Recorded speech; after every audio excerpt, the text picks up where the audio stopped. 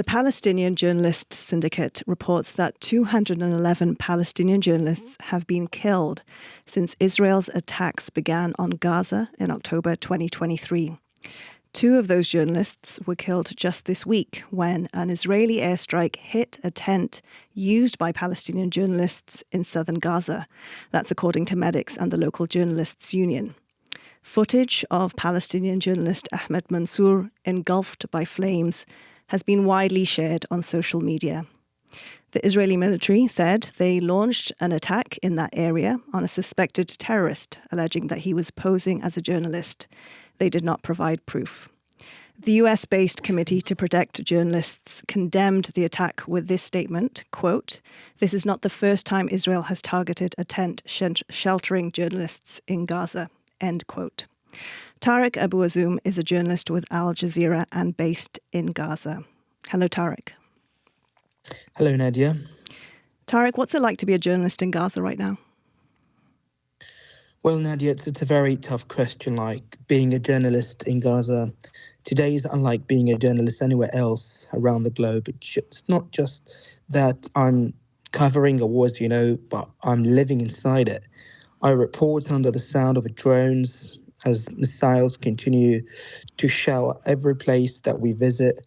I'm not, in fact, a very detached observer, but I'm reporting while I'm myself displaced, while I'm worrying about my family, and I'm surviving one day at a time, in fact. And I clearly understand that the Gaza Strip is one of the maybe worst places for journalists on earth, as this war has been the deadliest ever in record for journalists, as the number has surpassed more than 200 journalists being killed since October the 7th. They were working while they have been killed. Others were killed with their family members, and many of them were killed as they were trying to do their job and to send the message and to share stories for the global community. And in fact, right now, as working for Al Jazeera is adding another layer of risk, as when Israel, in fact, banned Al Jazeera inside Israel and the West Bank, it absolutely sent a very clear message that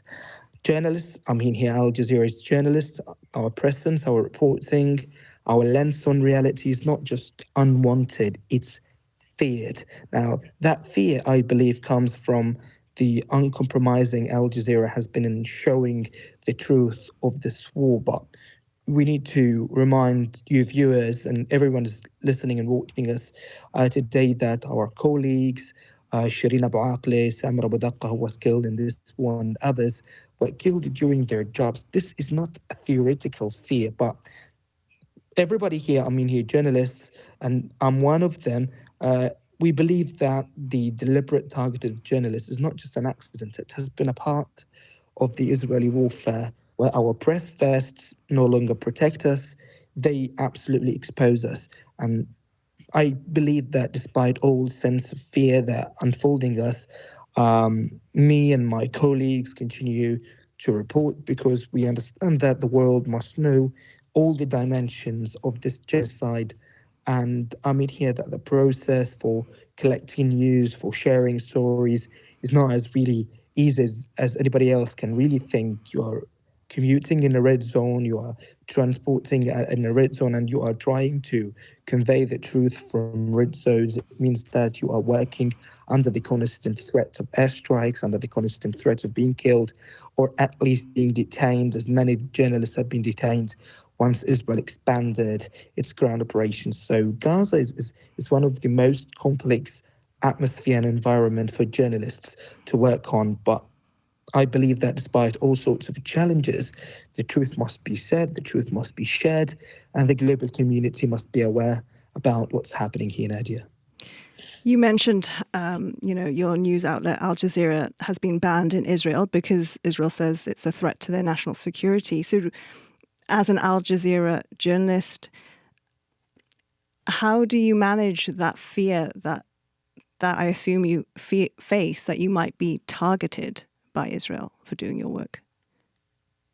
Well, let me be clear that no one in Gaza has impunity. Israel has a very prolonged history of violations, and for violating all principles of the international humanitarian law, like medics, teachers, doctors, journalists, civil defense members have been targeted without any clear justification. All the justifications were shared, were groundless. And now there has been a clear concentration on, in fact, on cracking down Al Jazeera's voice in Gaza. Al Jazeera has been broadcasting all events that were taking place in Gaza and Israel and the West Bank during all times and critical hours with full neutrality and credibility. And now Israel has been launching a systematic campaign to eradicate the voice of Al Jazeera from the Palestinian occupied territories. We have seen that they have banned Al Jazeera from reporting from the West Bank and from Jerusalem, but the story did not stop. It continues, and it's still now reported and broadcasted to the entire community. And for many of Al Jazeera's reporters in Gaza, we clearly and personally, I understand that we might be the next target, we might be the next hit. And this absolutely is encouraging everyone to do his job, and me personally to keep reporting despite all sorts of physical, psychological challenges that we continue to face, and all telecommunications problems that we continue to absolutely endure, just only for one clear purpose, which is sharing the truth for everyone just to know. I mean, like many of our colleagues have been killed in front of our eyes. How does that We impact you, understand that they Tareq? were doing When your colleagues are well. killed in front of your eyes, how does that impact you? It has brought a very devastating impact on our psychological mentality. I mean, like, for example, my colleague Samar Abu Daqqa, he's very close to me. We used to spend nights together, working late shifts and sharing talks at midnight, under the rain, under the sound of bombardment.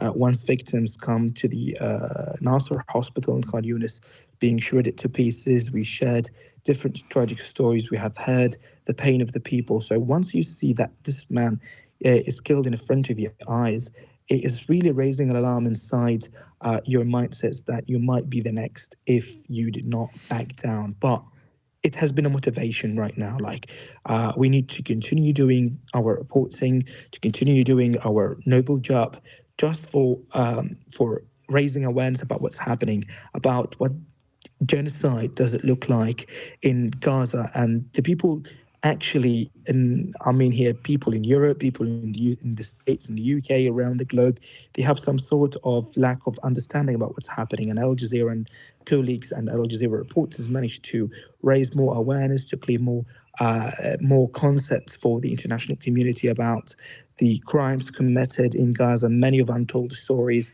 have been shared, and the pain of people has been reflected in our words, in our statements, and in our reports. And every single word that we really share in front of our cameras could be absolutely a big factor to change mindsets and to help people to be more aware about these crimes and about the battlefield here in Gaza, Nadia. The charge that Israel is committing genocide against Palestinians in Gaza is before the International Court of Justice. Israel denies that charge. Al Jazeera has made that editorial decision to describe this as a genocide. Can you give us a sense of the current situation for Palestinians in Gaza? Well, the current situation is literally more than being apocalyptic. Israel has imposed a very severe military, humanitarian, and medical blockade on the entire Gaza Strip. This 360 square kilometer space of land is a big cage right now that is absolutely trapped from land and sea. The blockade, Nadia, is strangling life itself in Gaza. Gaza is a place where people are no longer dying just from bombs, but from starvation, dehydration, and preventable disease. Israel controls every border, land, air, sea, and decides what goes in and what comes out. And right now, we can see that Israel did not allow for any sort of aid to get into the Gaza Strip for more than a month once it unilaterally launched its military offensive back on March the 18th. Now, what makes it even more devastating is that the need is everywhere, Nadia. There are over 1 million displaced people right now. many of them living in tents or on the ruins of their destroyed homes. And recently they started to receive forced displacement orders. It means that there is another chapter of agony will start, another journey that will force Palestinians to desperately look for new shelters. Nowhere, of course, is safe. Children are showing signs of malnutrition. This is very devastating. Hospitals, as we're operating from, have very limited amount of fuel, and the pharmaceutical warehouses have started to witness a very sharp depletion. Clean water now is a luxury. I mean, like for me, my family, my friends, uh, we usually line up for long hours in order to get enough amount of water. I know families go days, Nadia, without real food to eat. This is absolutely inhumane. This is one of the very devastating consequences of the Israeli war on Gaza. And for Palestinians, right now, it's not ours. It's very devastating. It's a time of horror, time of Palestinians call it the time of nightmare. They will be subjected to very extensive bombardment. Many of Palestinians believe that the sound of drones and jets becomes the soundtrack of life in Gaza. I mean, like the sky is never silent, especially at night hours, which means that every hour passes, you'll be lucky if you survive the next strike, as nobody knows if it's going to be the next target or not. Tareq, we've also seen reports of anti-Hamas protests in northern Gaza recently. Could you tell us more about what you've been seeing and hearing on that?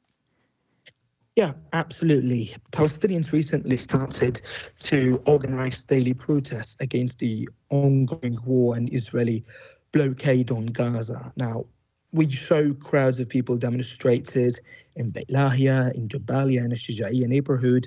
Some of them have been chanting for the collapse of Hamas, for asking them to be removed from power. Now, however, the Israeli military has sought to exploit these demonstrations, using them as an opportunity to channel public frustration against Hamas. Now, we have seen previously that the Israeli army dropped many leaflets over the central areas, over the north of the Strip, urging civilians and Gazans to take action against Hamas rule. This move has been seen a part of a broader strategy to incite some sort of civil disobedience, aiming to weaken Hamas and facilitate tighter Israeli control, here over Gaza. And in response, we understand that many of local tribes here in Gaza have declared their quite full support for many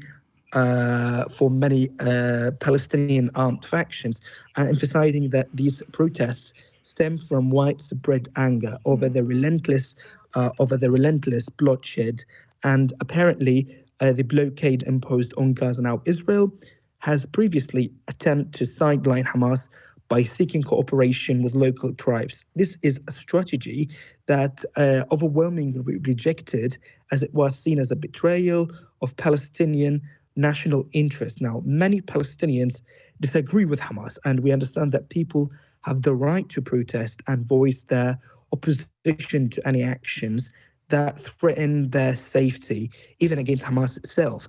But Israel has strategically manipulated these demonstrations to deepen internal divisions in Gaza by fueling unrest, creating in fact of horror and an endless cycle of civil strife that will add layers and layers of suffering and instability to an region. We've also heard allegations that Hamas targets those protesters. What have you seen or heard about that allegation? No, I see any sort of proofs regarding these allegations.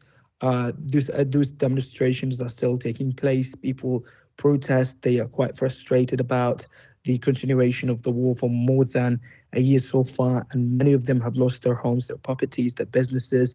So they feel that it's the right time to completely end this war. Many ceasefire proposals have been brought to the table by regional mediators to bridge the gaps between Hamas and Israel.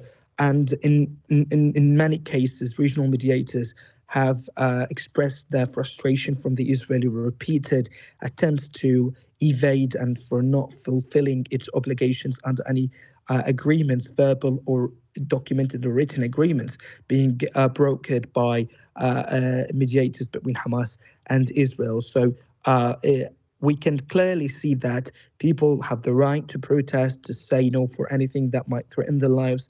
And yesterday, for example, these protests were seen, but these protests did not get the very massive momentum that people are trying to convey. Because while people are protesting against this, they are showered with bombardment. They are their homes and their family relatives have been targeted by the Israeli military. So it's a very endless layers of complexity and Israeli systematic destruction of the Palestinian community's fabric here in Gaza. You've spoken to members of the Palestinian Civil Defense Team who are involved in rescuing Palestinians trapped under the rubble. You posted on Instagram today a very moving story about your conversation with one of those rescue members. Could you share that story with us? Yeah, absolutely. This has been a very devastating story that I really heard from one of the civil defense members. We who worked in northern Gaza's Jabalia and Beit Lahia areas that had been absolutely destroyed in by Israel's latest ground offensive, Nadia, which is absolutely now turned into a lifeless wasteland. We were sharing conversations. As we were waiting for the release of Palestinian detainees, I have heard from him very horrific testimonies for him and for his colleagues who were waiting to rescue a number of civilians who have been completely trapped underneath their houses. The story started when they have received a rescue call to Jabalia refugee camp, a multi-story building have been targeted. Inside that building was at least 160 people uh, were trapped underneath the wreckage of the destroyed home. But once they have arrived to the site, the building that had been leveled to the ground started to collapse more.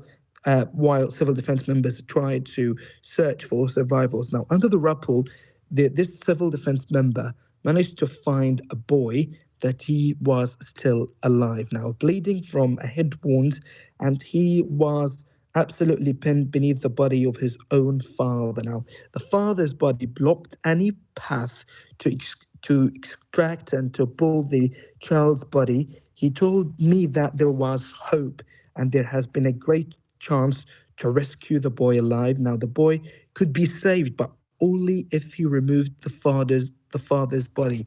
And I mean here, not his entire body, but his head must be moved in order to rescue the kid who was bleeding. And there was no way to move the body without serving the father's head. And that's what, in fact, happened.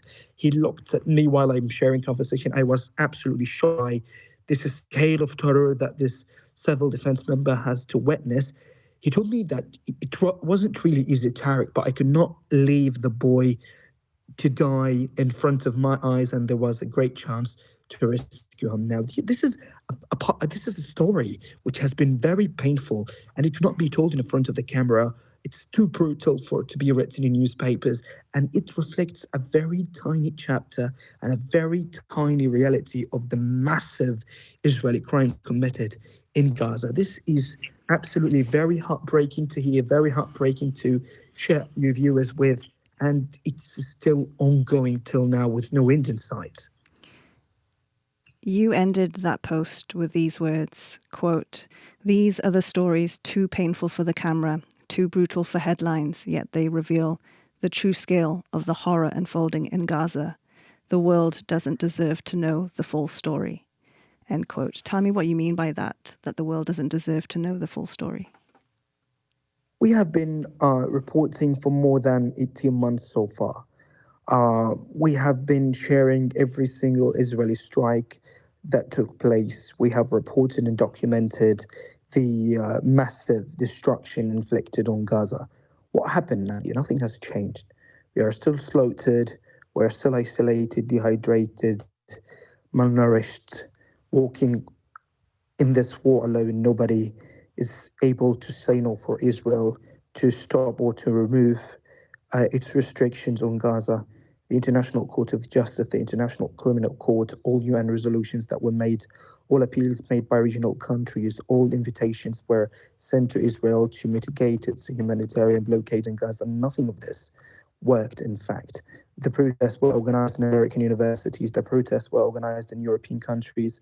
The pressure that civilians outside started to exert on the governments in order to take an actual step in order to stop the genocide in Gaza.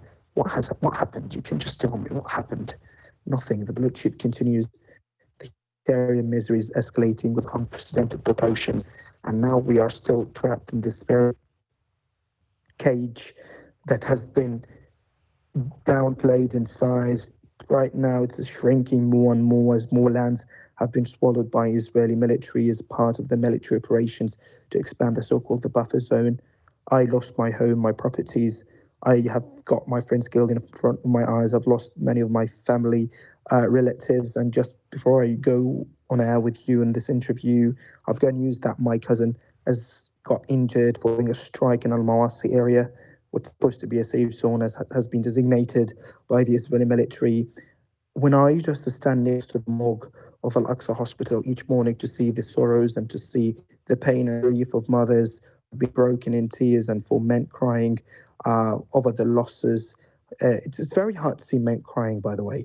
It's very devastating to see men unable to protect their families. I literally understand the pain that each family every night to try to gather in one room in one corner of the tent just in case the strike has targeted their position or their tent. They will die all as one group and nobody will be left behind to suffer the physical and psychological wounds of this attack. You can imagine this.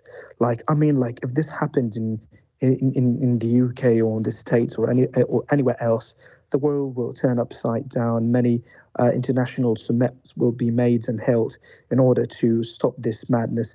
As a part of that, every nation has the right to defend itself.